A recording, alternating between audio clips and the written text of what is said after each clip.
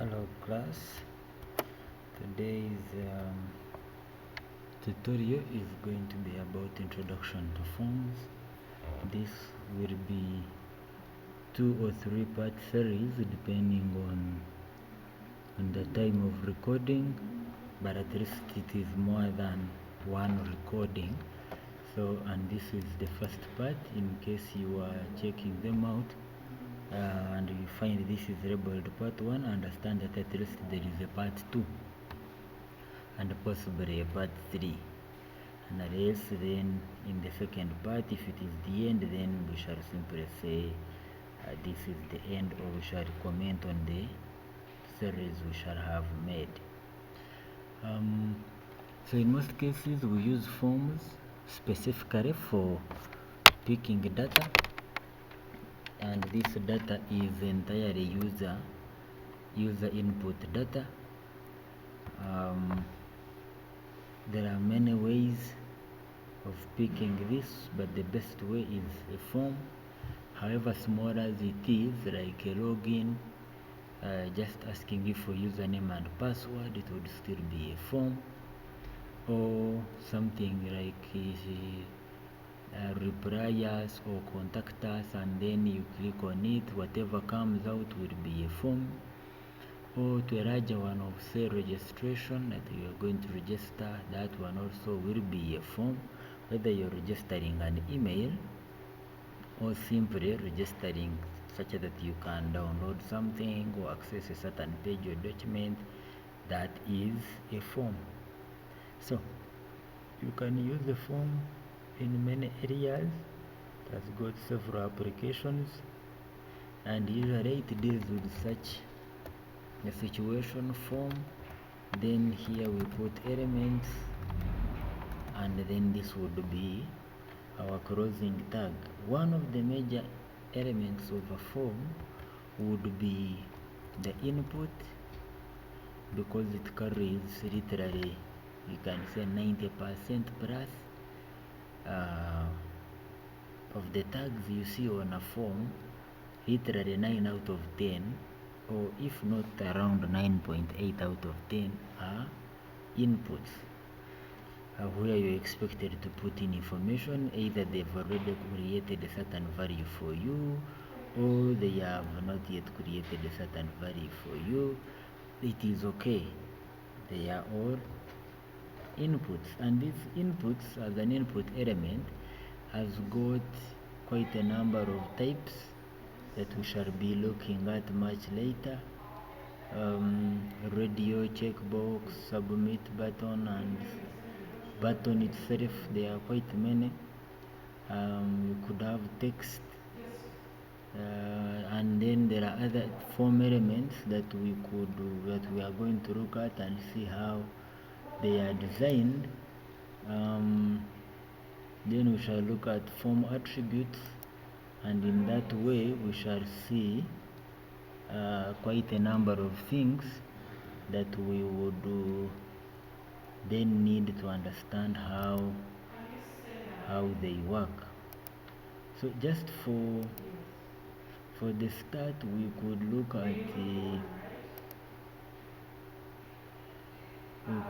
at for example an input type. Here we could say input, and this type is for text. But remember, every input has, in most times, especially for purposes of proper understanding and design, they have got a label. So we put a label here, then we can say first name. This represents first name. We can just put then our BR here. I will show you the difference. Then input text has got a name which must be the same as the 4 in the label here for name. Then we've got an ID that also has a name that we can use to style this particular input, because there will never be any other ID called fname on this particular form. After watching this, you are free to check out other tutorials of forms, form responsive, advanced form design. Those are so far already prepared. You could check them out after understanding these preliminaries of forms. We could also, for now, we could start it like that, then we can copy these and paste them down here. So when we open this, say either Google Chrome, or prefer Google Chrome because with it I am guaranteed that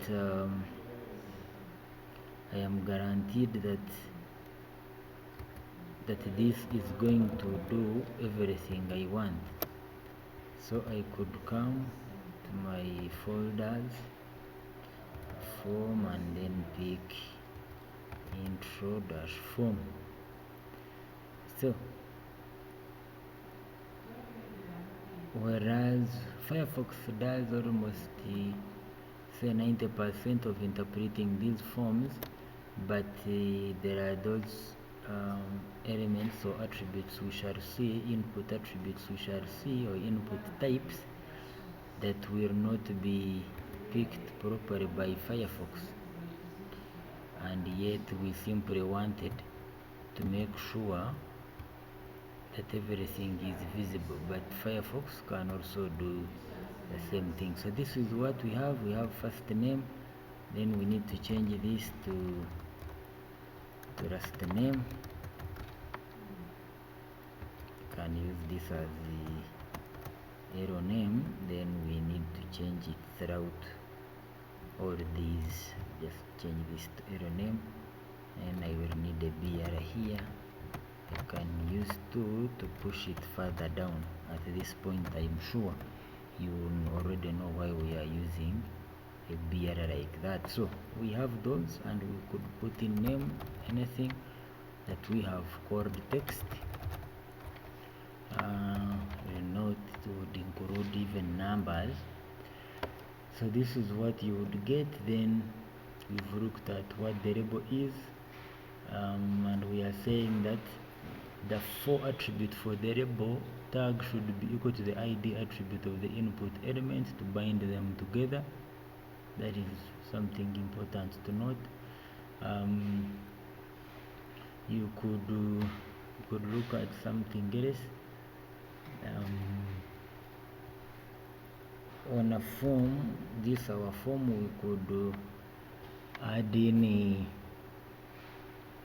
quite a number of elements, say radio buttons, check boxes, the submit buttons,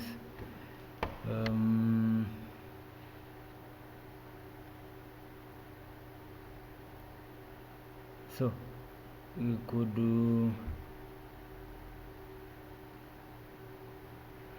could also say that let's try looking at them here. We can then add a BR here to separate that. We can say can copy this, we paste it here. Last name, we can change this to say this can be for, we can look at the radio button, and then we say maybe here we might not necessarily want to use the label, but in case you would want to use it, you could say label here. You can set it to be, say, you can look at, for example, languages. You can call this p-lang for languages. We can choose, because when we put the label up, it is going to come first, but we can also, it is not by framework, so we can put the label next, which is the common way. This could also be p-lang, p-lang.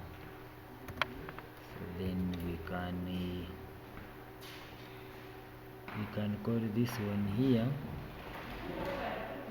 We set up for say Java, then this one here will be the name Java, and we have our stuff like that. This will read Java. We also have an ID, could be maybe to help them, could be pjava. The type is the radio, creating a radio button. When we come to our page and we refresh, that is what we have. Then all we need is to simply remove this BR here, such that it can sit on the same line. It also means then that we could have another one here. Okay.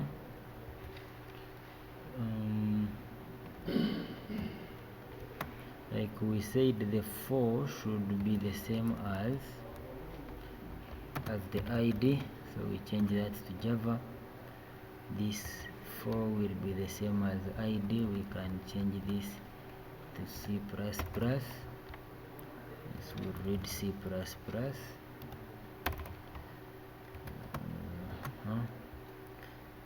Then that is also radio. Can put down the next one here to read the, say, another maybe scripting language, PHP. Okay, so when we come back, we refresh our page and we shall find them in that manner. You have seen most of these radio buttons somewhere. Maybe if you are going to select, say, you want to select your options, you could have these radio buttons there. You can look at say a checkbox, and the advantage with the checkbox is that you can allow an option or a user to pick either one option or no option or more than one options, depending on the numbers you have set. We shall see that when we reach there, especially on input types. We shall expand this. Now we are just trying to do some bit of an introduction. I can add a BR here,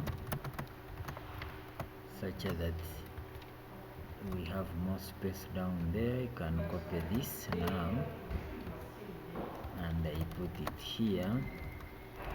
Change this type to the checkbox. Then we can maybe now just edit this, and I can have this in this way. So we have PHP. We could have this as a C#. We could have this other one as Python. Could have that as Python. And we refresh our page. This is what we have. So with the checkbox, we could have something like this, more than one or completely nothing. With the radio button, you can see every time you move, you can only have one option. We could also have a submit function that would help us submit our form, which would require a scripting language for us to be able to use. Otherwise you would just say input, just say input, type is submit, Now we introduce another attribute we call value, and then this is submit, so it will just print the word submit on our button. Otherwise we could replace it with anything. We are not getting into PHP.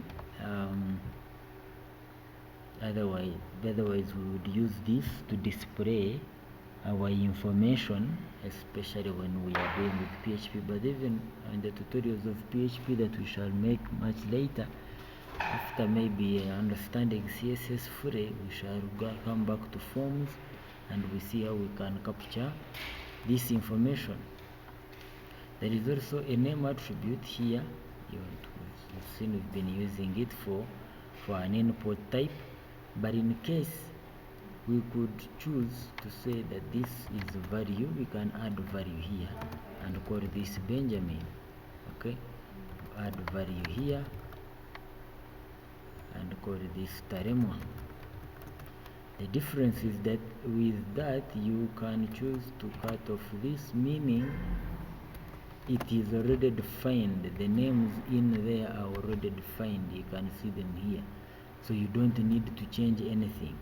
The purpose of this name is to make sure whatever input is, whatever name, or assume that that is the name type, then it is the name to be picked. But when you say value and submit, even if you do not put in any name, it will still submit and you will display the name. Why? Because value represents the information, or value is the information that is supposed to be submitted or that was entered. We can look at other things like form attributes.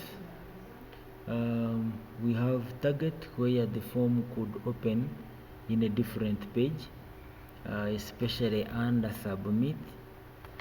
Here, form attributes, you could come in here and say target, like we did in images, target blank. The default is self, that it opens where it is, but when you say blank and then we'll refresh our page, when you submit, the form would open in a different. You can see here the information that has been submitted. What we have there is a form being submitted and opening in a different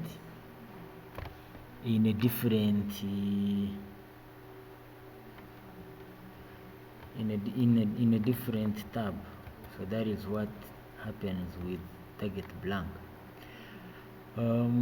There are other attributes. We've got say top, that the response is displayed in the full body of the window. We could say parent. So, but the most common one is target, that if you wanted, you can open that in a different tab. We have another attribute that we call method, and the method here we have get and post. The difference is that when we simply submit our form under get, then everything is going to be seen as it is seen here. When we speak this and then we say submit, even if it was a password, it would be viewed by whoever is concerned and not concerned about our information, which is exactly not what you want. You can see these values are there. Why? Because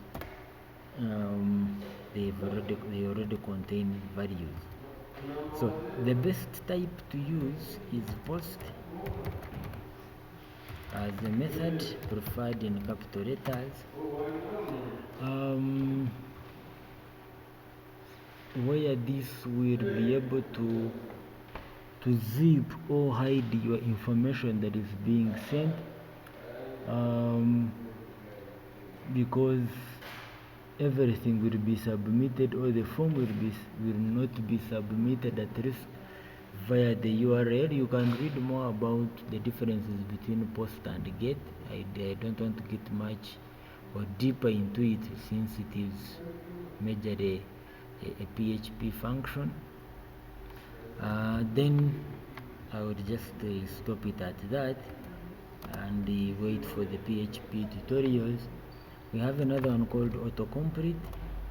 It is on and off. So now we can say that if we put it on and we come here, let me remove value from this. But since we had submitted, this is already stored somewhere with our browser. It is intelligent enough to know. So now when we click in here, it is suggesting to us these names. It is suggesting to us these names. That is what we mean by auto-completion. We could have typed in another name, maybe like Ronald, then you could have another here, or Ronald James, and maybe we submit. Okay, now when we come click here, these names are there. You see, it is saying, do you still want these names or you want others? That is auto completion attribute. There is another one that is a boolean called no validate. I'm not going to talk about it much, but I pray you never use it, because then you are simply saying that this data in the form should not be validated. As long as you submit, whatever you submit is okay. Do not validate this information, which is poor designing, because you really would want this information validated.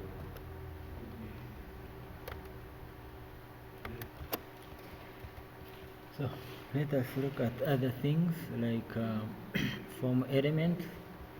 Just put it here, form elements. Some of them we have already talked about them, but here, for example, we've talked about an input, we've talked about a label, slightly about a button. Now we can look at these form elements that are remaining, and we shall begin with those that we hadn't looked at.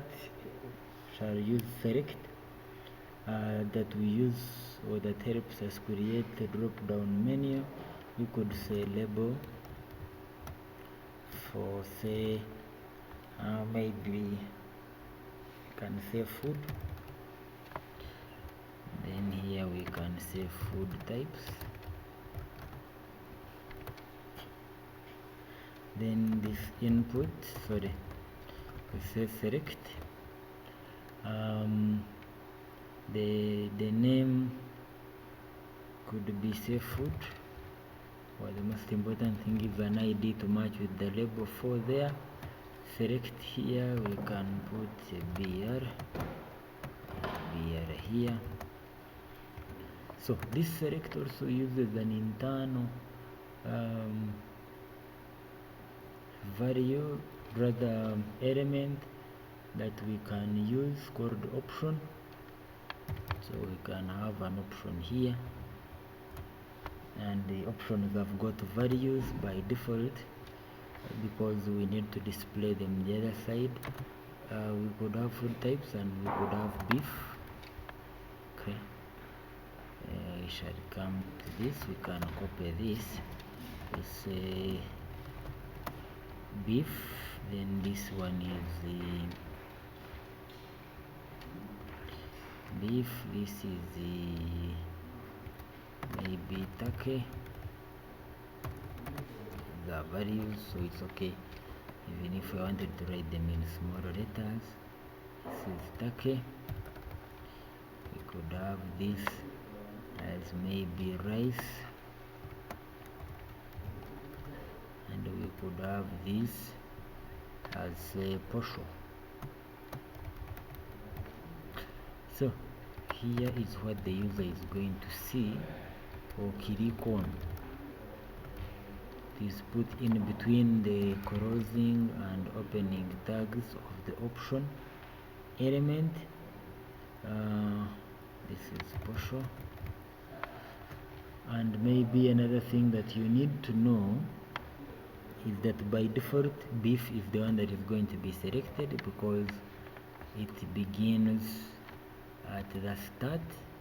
That is why it will be selected first. You can see here beef. Okay. Then you could add in other attributes inside the option that we want. So for example, we might want this to be selected first, so we add another attribute called selected. So when we refresh, we now have rice by default selected. Then you can choose any of these other options. We could also choose to determine how many are visible. So if we can add on our list here, we could say there was partial. Could come here and say, type here, let's say chips. Here we have chips. We could come here and type in something else, maybe fish, and here we have fish. So when we come back, we shall have those more options. So what if we now wanted that more than one value is then chosen, that one is selected, we put it here inside the one of the options, simply because this is the actual value that you want selected at the start. Now the size of display, we could come here and say size, and size equals, maybe we want to display 2. That 2 options should be displayed by default. You see, should have created a scroll bar that goes up and downwards, and now you're able to see more than one. By default you will be able to see 2 at any one point. As you are scrolling, you will be able to see 2 options seated here. So we could also say multiple. There is another attribute we can use called multiple here inside selection. Multiple, you are putting it here because one, this is what determines all this inside it. So we are saying multiple, and for you to be able to select multiple elements, you will need to create to hold down the control button, just like you do in Microsoft Word or Microsoft Office. If you are on, say, a Mac, you will have to press down the command button. Then you would be able to highlight or select more than one option. You can see rice here selected. I can hold down my control button and say turkey, or I could have scrolled down. So I have rice, turkey and chips. So when you scroll here, we can see I have 3 options going to be submitted, and then the form would be picked and stuff like that, and then your information processed. With post you wouldn't be able to see anything. With get you could see something, but like I said, it is not necessary to use get, since we prefer that this information you are transferring is important. Another element we can look at is text area. We could just put it here, text area. In the styling of form input options, we have it styled, so check out form styling. Part 1, we could have, say, text area. Once again, we are inside the form, so it has got a name. We could maybe say message. We could use placeholders instead of this. ID is, say, message also. By default it will give us columns 30 and rows 10. You could change this, for example. Let us see where it is. It's seated here. You could do, and because here you can even hold here and expand it, but under design we will remove this. precise none is the property and property value we use. Here you can play around with this, call this 50 to expand the width and this 20 to expand the height. You can see what you have. Alternatively, you would use height and width, which I don't prefer because they are not very effective. It's better you play around with the columns. You can begin with 30, 31, 32, 33, and you get exactly what you will be looking out for. There is another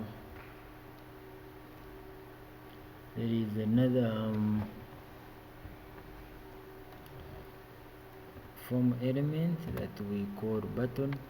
You could just type in button. It will take up several things. Here we can simply say click here, then button type. You can look at the number of buttons we have here. We can for now just say button. So this is going to create a button with the word click here, like as it is. But as you click, there is so far nothing going on. And we can add a small script. We shall meet this properly in Java, or rather JavaScript. You can say on click what should happen. It should create an alert. On click, let it create an alert as a function.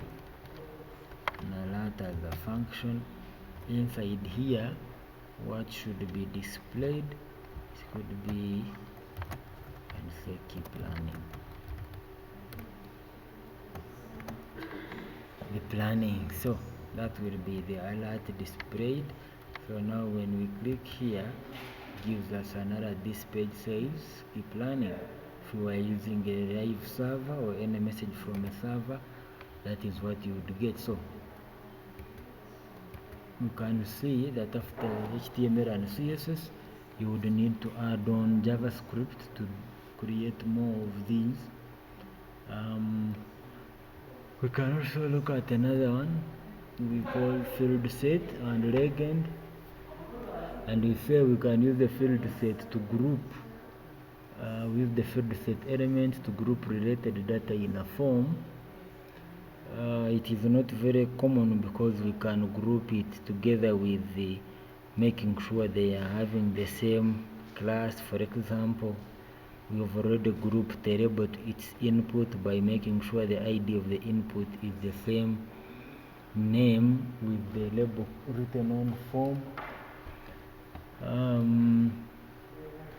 Then the legend defines the caption for the field set.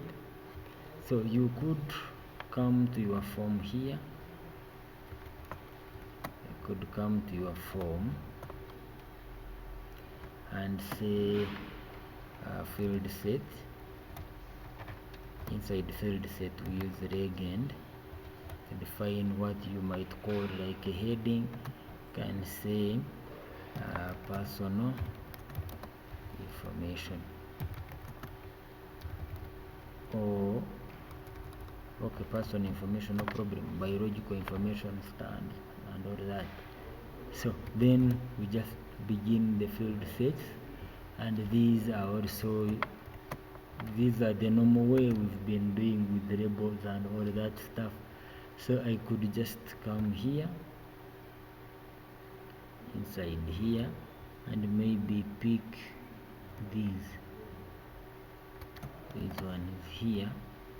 Let's look at. So here maybe I would add another one, number, to create more information, personal information, phone number, age, and stuff like that. So the advantage is that it creates a section like this. Okay, you can reduce on the spacing by removing one BR here.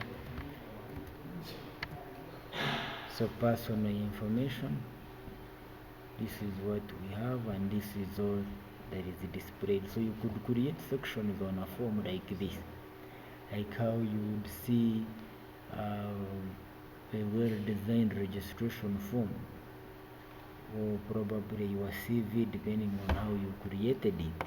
This is what you would be able to use.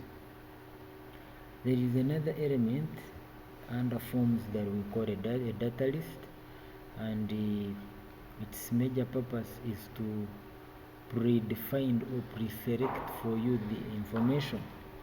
Yeah, you could talk about examples like you could look at maybe scholastic materials as your example, because the data list is also uses option, just like you see select, it will create a drop down menu, just like you see select does. Though it uses to just like you see a label and an input, you can do it here. You can come here and say input. The input, this time we are not looking at anything else. We can say list. This list is maybe browser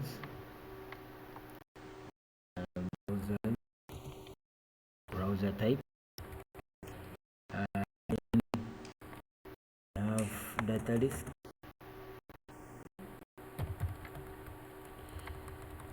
We have our data list here. The ID is the same, so this takes up the same values or same principles as the same principles as the label and an input. So the rest are options. We could say option. The value here could be Chrome. The option here, what the user is going to see, could be Google Chrome. Could have another one here, copy.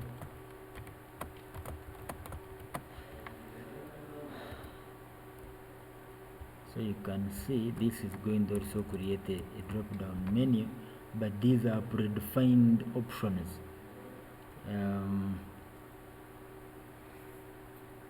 We could also say here Firefox.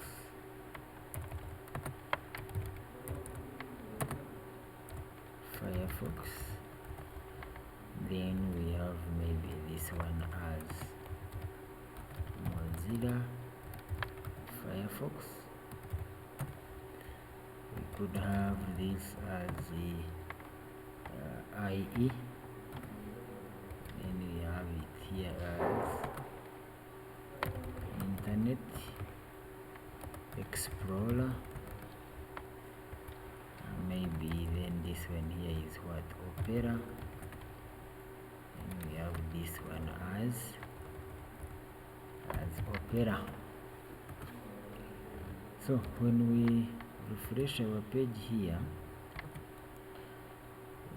we need a BR here to separate them properly. BR.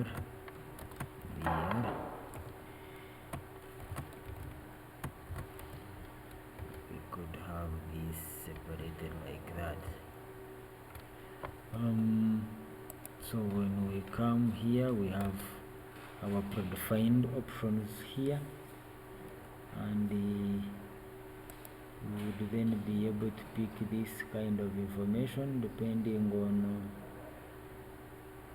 the browser you are using. Sorry, I need to edit it a little bit. So we can just leave only one option without this one would be the same as select. Indeed, was still thinking about select. If we are using a data list, we can do that.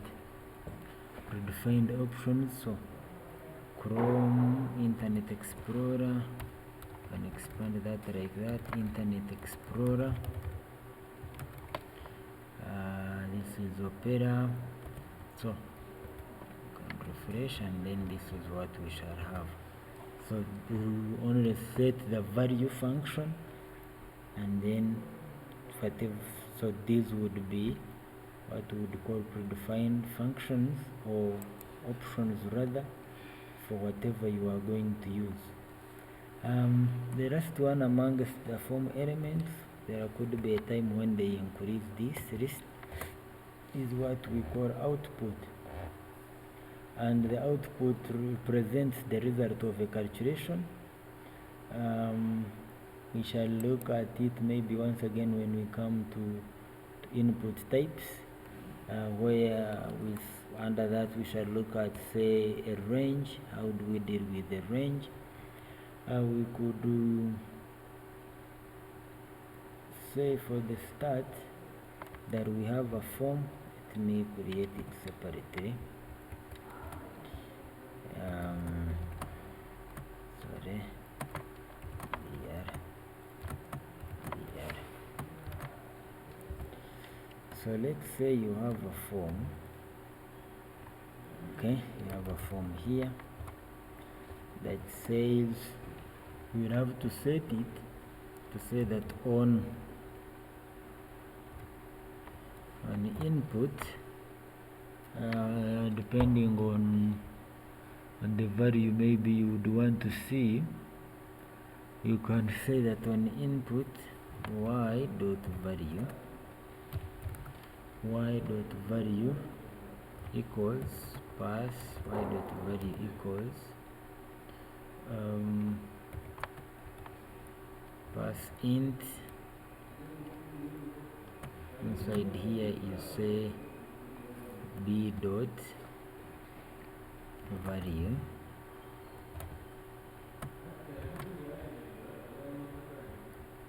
plus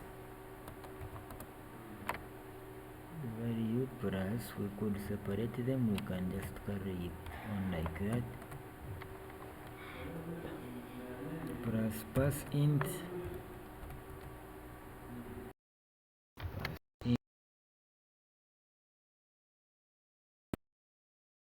dot value,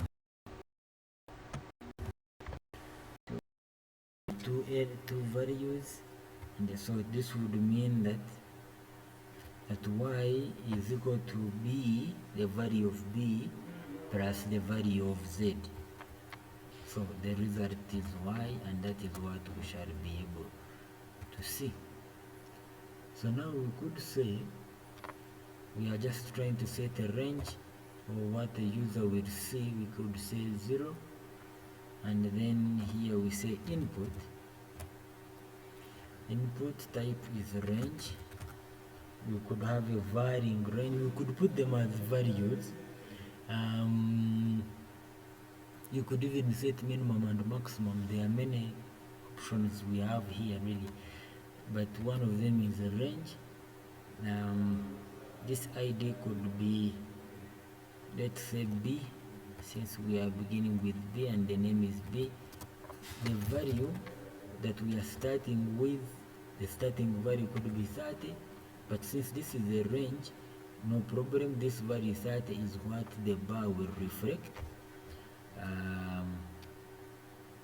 Maybe I can refresh here so that you see what I'm talking about. This is what I mean, okay, that the value is 30. So we could say 100. So we are running this from 0 to 100. So plus the next input, which can also be a range or a number. So we can select a number, and it has a name also. This is Z. ID is also Z. Start this number. If we give it a value, then it means we don't need to change it. We can leave it this as Z as a constant, and then we keep on changing the value of B. We could also set this one maybe at 30. Okay, so we have something now that looks like this. Let me increase it here by creating more spaces down there, such that can come up. For now, we can use that rudimentary way. So you can now see that we have already set the value to be 30, and we didn't set it as a range. It can be the maximum of 30. You can see. So we have it here as 30 for the starting value. So we've used the number and we've used a range, meaning we could also have set this to be a range. We set 0 to 100 that somebody is able to see this. So if we set them all at 30, this was 30 by default, that is the value. Then we could now say that this plus, this is our plus, you can see it here, you can even increase to put some space, that this value here, which is of a range, you can keep on scrolling and then they keep on adding. This value should equal this plus this plus this value, which is 30 by default so far, is now we say output name is y, this one here, because it is y equals z plus, rather b plus z. Output name is y for, because it takes the parameter like a label, for y, then z, no, for b and z there. So we close our output and we refresh here. We have our equal signs, start at 100. Now you can see the maximum we have as 130 here. The value keeps on changing.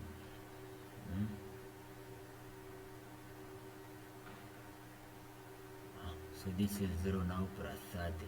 It could also be here at 50, that is 80, and then we keep on increasing these.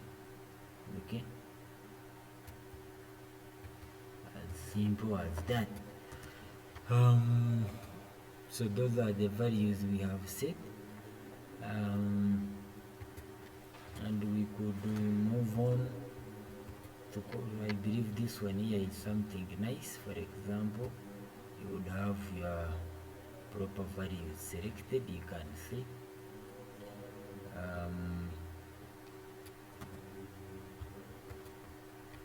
Have our values properly selected, and then we would be able to come to our full value of 30, rather 130. So we could do, that is the maximum range we set. Then we shall look at range as it is, as an input type on its own. We could call that a part 1 of the forms. We are remaining, the next one we shall be looking at input attributes. We shall look at the other attributes of the form, and we shall also look at the input types in the next part 2 of what we shall have created.